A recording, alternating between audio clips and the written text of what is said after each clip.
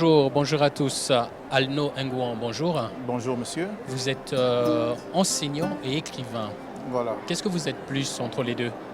Je suis essentiellement enseignant et je me sers de l'écriture pour m'ouvrir à un autre monde. Enseignant dans quelle matière? Je suis enseignant de français.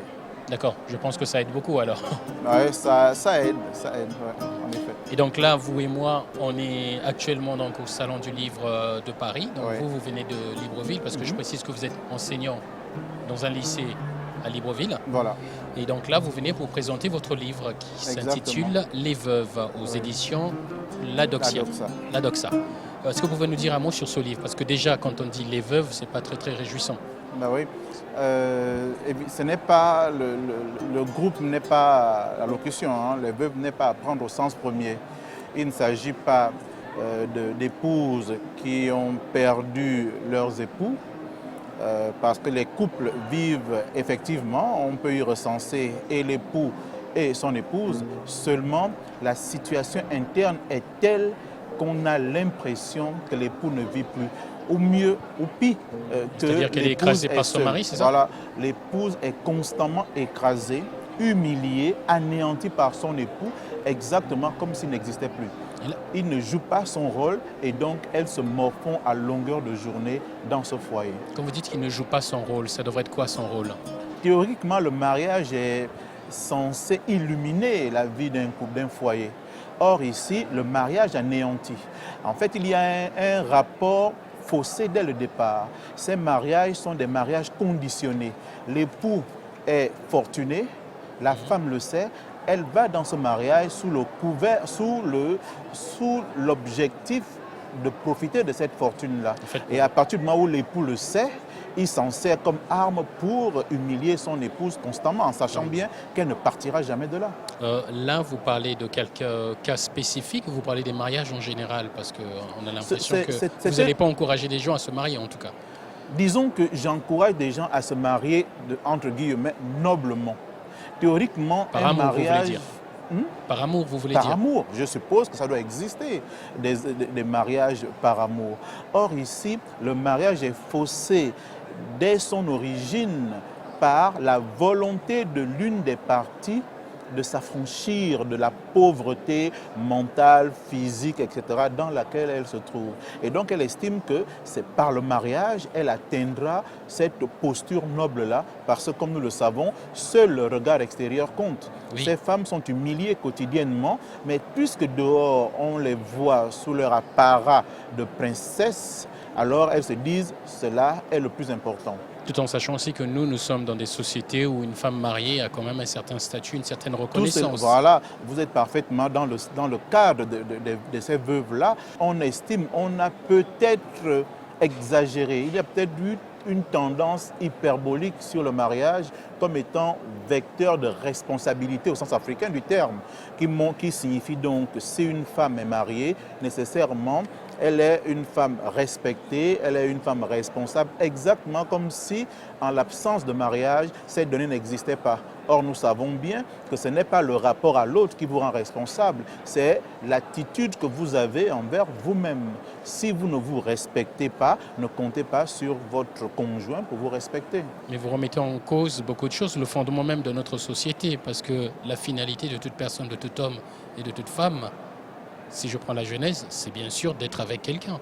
Oui, d'être avec quelqu'un que l'on aime, pas quelqu'un qui va subvenir à vos besoins. À ce moment, on ne se marie pas. On cherche un sponsor, on cherche un partenaire. On est une société, on est une association en manque de financement et on va donc chercher un partenaire. Je ne considère pas le mariage comme étant cette relation-là. Or, dans ces mariages, à l'intérieur du roman, c'est ce à quoi on assiste. D'accord? Je suis médiocre dans ma vie de tous les jours.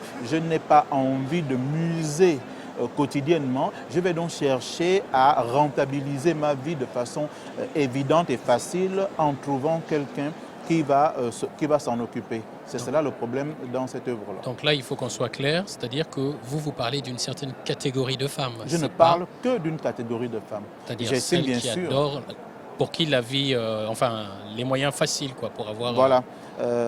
Celles qui pensent qu'on peut réussir sans effort, qu'il suffit de se marier pour atteindre la plénitude. qu'il suffit de se marier pour être propriétaire de tous les biens possibles. La vie, la société dans laquelle nous sommes malheureusement est très portée sur le rapport matériel ou le rapport financier.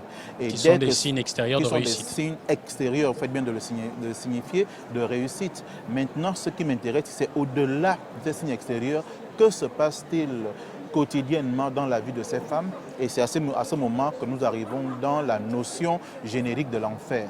Parce qu'elles vivent derrière la porte l'enfer. Et vous êtes sûr que c'est forcément l'enfer? Parce que je pense aussi qu'il y a quand même des hommes qui peuvent aimer ces femmes sans pour autant savoir qu'elles viennent pour des raisons pécuniaires. Tout dépend du moment de la relation. À quel moment avons-nous pris contact? Pour l'une, c'est à travers un site internet, particulièrement odieux. Pour une autre, c'est à partir d'une boîte de nuit. Pour une autre encore, c'est en ayant fait partir la première femme. Ce ne sont pas des contacts originellement nobles, tout de même pour espérer grandir intellectuellement. On ne marche pas, on ne se donne pas de la valeur en marchant sur l'autre. On ne se piétine pas. Or, c'est ce qui arrive ici. Je veux absolument J'ai l'impression que vous ne croyez pas en l'amour dans ce genre de relation. Pardon? J'ai l'impression que vous ne croyez pas en l'amour dans ce genre de relation. Non, l'amour ne peut pas exister dans ce genre de relation. Ça, je suis catégorique, j'attends qu'on me présente une thèse adverse, quasiment une antithèse. Est-ce que quand vous écrivez ce type de livre, vous vous référencez d'abord à des situations que vous avez peut-être vues autour de vous, ou c'est vraiment l'écrivain qui va dans son imaginaire? Je suis persuadé que l'imaginaire absolu n'existe pas. Même lorsqu'un écrivain parle d'imaginaire, cet imaginaire a un fondement. Et ce fondement est nécessairement en rapport ou avec ce qu'il vit, comme disait un écrivain gabonais, ou avec ce qu'il voit vivre. Et d'une manière ou d'une autre, il en parle. Le fait n'est plus à la création. Je pense que l'on a tout créé depuis longtemps. Le fait est ce que l'on fait. Comment agit-on? Comment l'écrivain agit-il sur ce qui existe déjà? Et c'est ce dont il s'agit ici. Ces faits-là, ces femmes-là existent. Ces femmes sont légion. Nous avons au Gabon des journaux qui font étalage tous les jours ou alors à chaque parution d'une situation difficilement acceptable, mais qui est sous le couvert de la donnée mariage que l'on veut très souvent anoblir un peu plus qu'elle ne l'est. Alors je disais tout à l'heure que Les Veuves, c'est un titre triste, mais il y a aussi Les Veuves heureuses, Les Veuves joyeuses. Vous en avez entendu parler, je suppose. Au sens... Si on prend les veuves au sens où nous avons une femme qui a perdu son époux, on peut supposer que l'époux est mort par accident et qu'il y avait amour au départ. Mais ici, je précise bien qu'aucun époux n'est mort. Les époux, puisqu'il s'agit de trois héroïnes, les époux sont bien vivants. Ce sont ces femmes qui vivent dans leur foyer exactement comme si l'époux n'existait plus.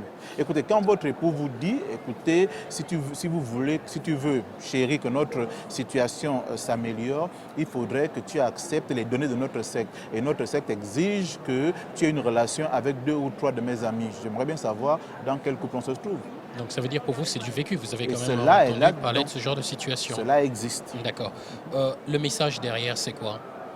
Le message derrière... Parce que j'ai l'impression qu'il va vers les femmes, mais qu'il va aussi vers les hommes qui sont dans cette situation. Oui, bien sûr. Le message derrière est simple. La vie ne sera jamais qu'un principe de choix.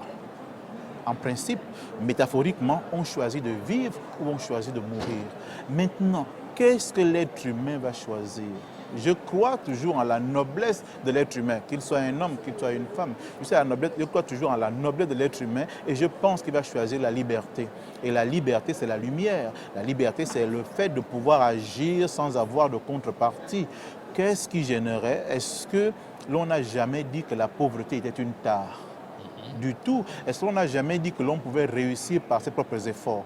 Donc, lorsque je montre ici des femmes qui n'ont envie de fournir aucun effort, c'est parce que la société semble montrer qu'on peut arriver sans effort. C'est négatif de démontrer cela. Et donc, c'est une leçon sous-jacente, c'est une leçon implicite que je propose à ces dames-là.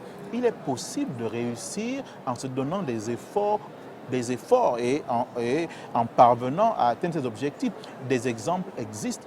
Seulement, l'être humain est un paresseux intellectuel. En fait, c'est le courage, la persévérance dans l'adversité. Voilà. Mais comme on estime que c'est difficile à atteindre, on cherche le plus facile. malheureusement. Et cela existe dans nos sociétés. Et vous avez quoi comme retour de ce livre? Pour l'instant, de façon globale, le retour est positif. Mais les lecteurs sont multiples et beaucoup s'intéressent à certains détails, parce que j'ai détaillé certains aspects, des viols à répétition à l'intérieur d'un couple, parce que le viol à l'intérieur d'un couple existe et est puni par la loi, il faut le savoir.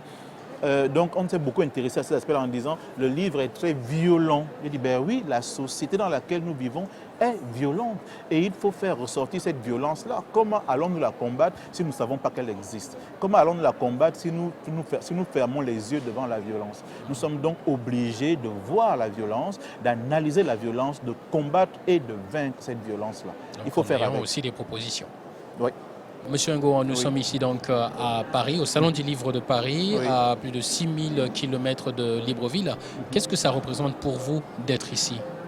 Eh bien, le fait que je sois présent sur ce salon est un moyen de véhiculer, entre guillemets, ma pensée, de véhiculer la littérature gabonaise et ma littérature, de rencontrer d'autres écrivains et de voir comment le livre peut être reçu hors de son environnement de production. Alors on dit souvent des écrivains africains qui sont sous ce salon-là que ce sont des ambassadeurs de leur pays. Est-ce que vous vous considérez comme tel? De façon naturelle, l'écrivain est un ambassadeur, même s'il ne cherche pas, parce qu'il véhicule un certain aspect de son pays. Et à ce niveau-là, il est effectivement ambassadeur. Je n'ai pas à me considérer comme un ambassadeur. Je pense que de fait, à partir du moment où je transfère une partie de ma culture vers l'ailleurs, je suis nécessairement un ambassadeur, de fait.